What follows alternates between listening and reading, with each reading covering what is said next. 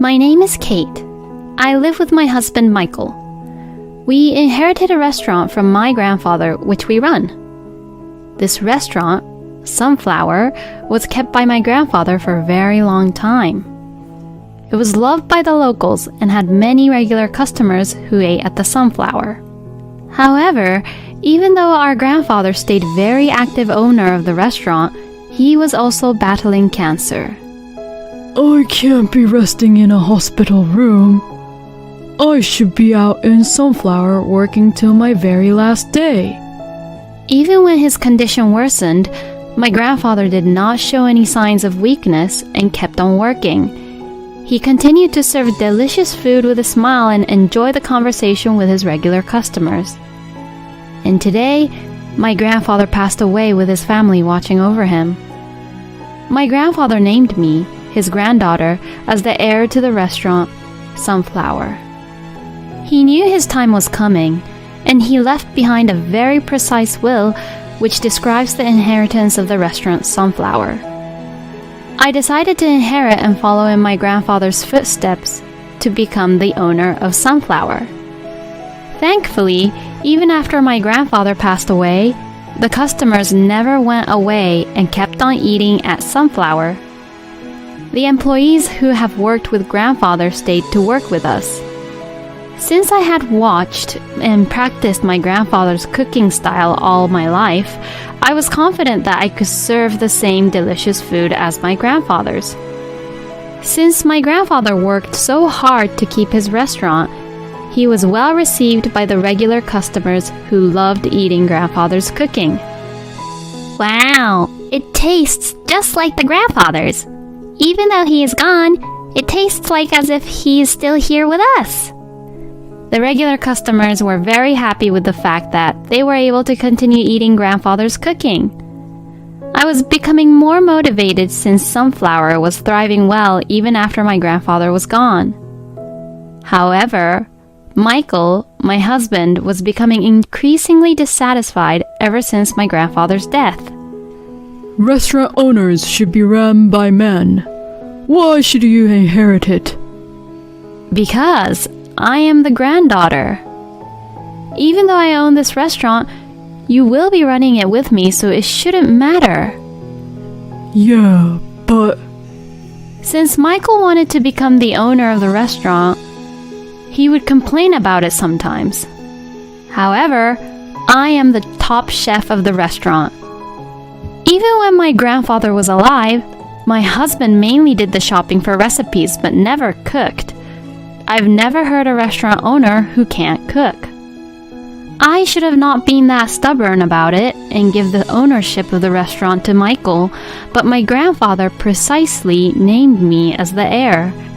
Since I was named as the heir of the restaurant, I strongly felt that I should not disrespect my grandfather's wishes and will. Kate, can I have another one of this? Sure, coming right up. The restaurant continued to thrive and we were very busy every day. Then one day, someone came to visit. Hey, Michael, it's been a long time. It was my husband's younger brother, Dave. Dave was quite horrible. He never had a proper regular job and is just fooling around for his age, and honestly, I do not get along well with him. He had moved far away last year saying he was going to work, but then he quit that job and came back again. Oh, hey, welcome back. Even though he is horrible brother-in-law, he is an important brother to my husband. Michael was very happy that his brother came back.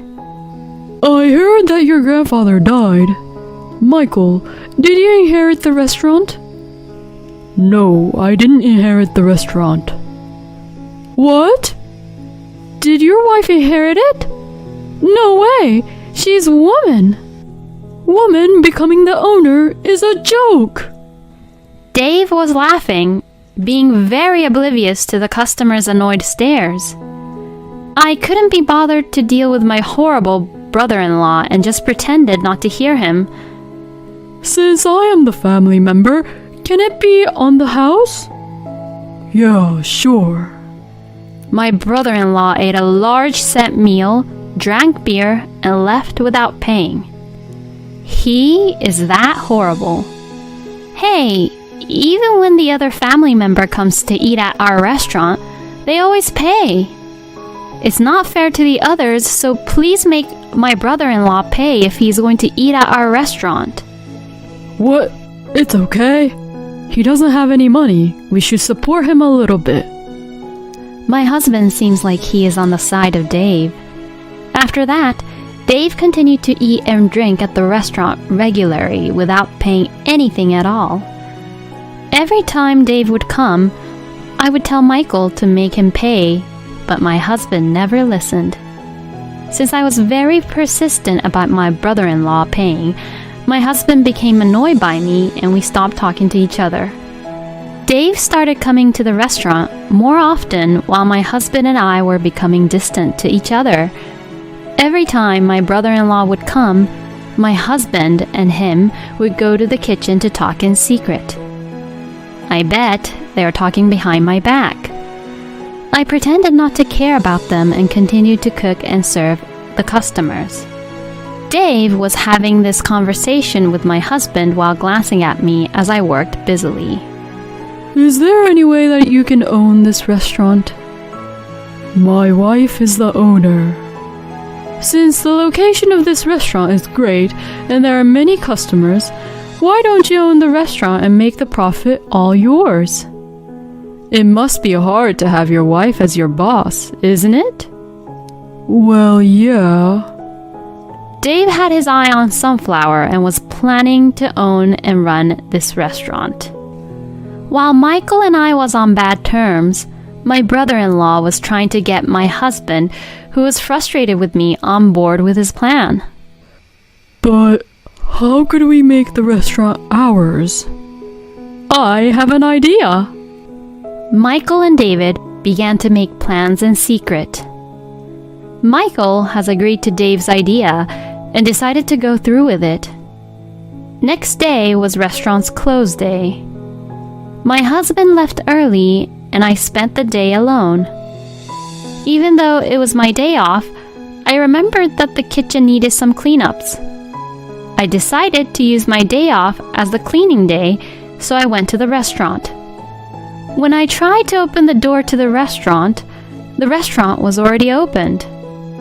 I thought I forgot to lock the door last night and entered the restaurant hurriedly, finding Michael and Dave inside the restaurant. "You're here." The door was open, so I was very surprised. "Today is a close day. Why are you here?" When I spoke to them, they were both smirking as if they were planning something. I have something to tell you. Since you have inherited this restaurant, I don't like the way you've been acting like a stuck-up. I was not being a stuck-up. Yes, you have been. Don't you think so? Yes, you are being a stuck-up. Since the restaurant is thriving and you're making profits, you're feeling good about it. What are you saying? I was getting very annoyed and angry because they both talked to me as if I was an idiot. While I was getting furious, my husband was taking out documents on the table. I don't like your attitude. I can't take it anymore. Let's get a divorce. The document was an already filled out divorce papers. Since this was too sudden, I was astonished. What? What do you mean by this? I was upset because I did not understand what my husband was talking about. The first thing that came to my mind was the continuation of the restaurant. I have few employees, but I am sure it will be difficult for me to run the restaurant for my own after the divorce. This is too sudden for me to take it all in. It will be hard for me to continue as an owner if I get a divorce. About that, we will buy the restaurant from you. We will start the restaurant by me becoming the owner of this restaurant, so you just leave. I couldn't understand what my husband was saying. It's such a waste since this restaurant has a great location with so many customers with such a bland menu. So we will renew this restaurant. Yup, so just fill out the divorce paper and get out. Since they were speaking nonsense to me, my brain just froze. This is the restaurant my grandfather was the owner of for the longest time. We have enough profit from it. We should continue as it is for our customers. That means you are not going to change nor improve. Then this restaurant will go out of business in a short time. Since we don't want this restaurant to go out of business, I will run it for you, is what I'm saying. No matter what I say to them, he didn't even try to hear me out. I am sure Michael was brainwashed by Dave. Okay, I will buy this restaurant by your named price. I'll make that money soon anyways, so I don't care how much. I couldn't be patient with them being so arrogant. Fine then. Then I will sell it for $500,000. Just give me 2 weeks to prepare the divorce papers and the contract paper. Don't visit the restaurant for those 2 weeks. Since I agreed that I would sell them the restaurant, they were just overjoyed. There was a reason why I would sell the restaurant to them so easily. They don't even know the reason about it and was just being selfish and thinking only about their own profit. I was able to run the restaurant by myself until I gave the restaurant over to him. Hey, where's your husband? We are actually getting a divorce. Why so sudden? Then, are you going to run this sunflower all on your own? No, this restaurant will be bought by my husband. I'll be quitting in 2 weeks. The customers were surprised with a very worried face. But do not worry, I have a good news. I gave the customer the flyer which I recently made. The customer who saw the flyer instantly looked relieved. 2 weeks later, I presented my husband and my brother-in-law with a contract to sell the restaurant and the filled out divorce paper. Now, you have nothing to complain about. Michael signed the contract immediately without any hesitation. $500,000. I am transferring the money to your account now, so this is my restaurant now. Michael and Dave were overjoyed. While they were celebrating, I packed up my belongings and left the restaurant. On the way to submit the divorce papers, I couldn't wait to see what the two were going to do with the restaurant. Michael and Dave immediately opened the restaurant. I've already explained the situation to the employees, so there shouldn't be a problem running this restaurant without Kate. Alright, let's make some money. The two were fired up and got ready to work. At 10, when the store opened, there was an unusual scene. Why isn't the customer coming? Usually, the customer comes when the restaurant opens, but no one was here. Employees who were diligent to come to work also did not show up. Michael tried to call the employees but wasn't able to get through to them. Since this has never happened before, the two began to panic. When Michael got out of the restaurant, he found a regular customer walking by. Hey, aren't you our regular customer? Huh? Oh, yeah, I was worried because you didn't show up when the restaurant opened. Come in, come in. But I heard your wife quit. I was a regular customer because I wanted to eat her food, but since she's not here, there's no reason for me to come and eat here. Don't say such thing. Don't worry, we can serve you a delicious meal. Michael half forcibly pushed the customer into the restaurant. The customer reluctantly enters the restaurant and looked at the menu to order. What is this menu? Since I am the new owner, I have renewed all the menu. The menu did not have any of the original menus of Sunflower. The menu had exotic words which were difficult for the customers to understand, which made the customers less excited to order. Fine, then. I will have the steak. Coming right up. Michael and Dave began cooking with great enthusiasm. Since the customer never saw my ex-husband cook, the customer was not looking forward for the ordered food. What is taking so long? Here you go. After 40 minutes of wait, the dish was finally served. The customer's eyes widened when she saw the steak which was served. What is this? What Michael served was not called cooking. Only 3 slices of meat was placed in the center of the plate. The outside of the meat was burnt and the inside was just raw. There was no sauce nor side dishes, but only bread and soup. Since the quality of the meat is fine, the seasoning is only salt and pepper. The meat is cooked for you to enjoy the savoriness and the rareness of the meat. The customer couldn't pick up the cutlery since the steak did not look appealing.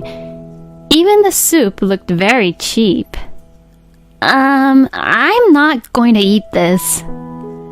The offended customer got up and tried to leave the restaurant. Michael was in shock when the customer didn't even try to take a bite. Hey, you're going to pay for this. It'll be $30. $30? Are you joking me? I am not going to pay for this piece of shit. The customer left the restaurant furiously. Since this was not expected, my ex-husband and brother-in-law was just in shock. At the same time, they were starting to realize the mistakes they have made. Michael, who never cooked, and Dave, who never had a proper job, cannot run a restaurant. This is obvious if you think about it, but the two who were only thinking about making profit failed to realize this fact. Sunflower, with the 2 new owners, never saw another customer entering their restaurant again. I, on the other hand, was starting a new restaurant in a different location. It's called Sunflower Second. The employees who worked for the original Sunflower are also with me. In fact, this restaurant was also inherited from my grandfather. My grandfather was concerned about the continuance of the Sunflower as the building was getting too old. So, he made a new restaurant at a different location. My grandfather wanted to tell people about this new restaurant after it was built, but he passed away while it was in building. This new restaurant, too, was inherited by me. I never told my husband of this existence of the new restaurant. 2 weeks prior to selling the Sunflower, I advertised about the new restaurant to the customers. The regular customers of the original Sunflower came to my restaurant because they wanted to eat my cooking. Thanks to the customers, the restaurant was very busy from the first day it opened. We were able to afford to hire new employees. I also made the $500,000 from selling original Sunflower, which made it easier for me to give my employees a raise. At the new restaurant, with the original menu, I also added and served my own original menu also. In an effort to broaden my customer base, I tried to make menus which can cater younger crowd and food that even small children can eat. This became a success, and more people visited my restaurant with their families. The new restaurant grew by keeping my grandfather's original menu with new menus to adjust with the younger generation. Every day, I was very busy, which gave me the feeling of fulfillment. Michael and Dave was at loss.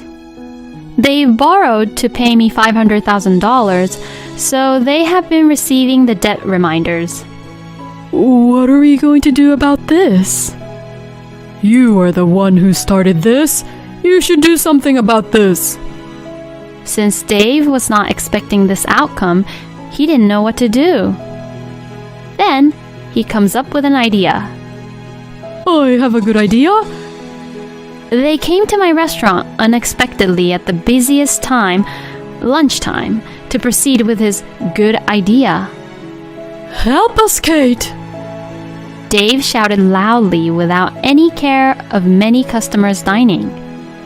Michael had an injury on his arm. He can't cook anymore. We will return you the restaurant, so could you just give us back the money we paid for it? The original Sunflower became your restaurant. You have signed the contract paper. Be responsible and work hard. I didn't take Dave's words seriously and tried to get back to work. Then, my ex-husband entered the restaurant looking like he is in pain. Kate, help me. As he acted out, I didn't look at him and just tried to return to the kitchen when the customers were murmuring. Whoa, what is that?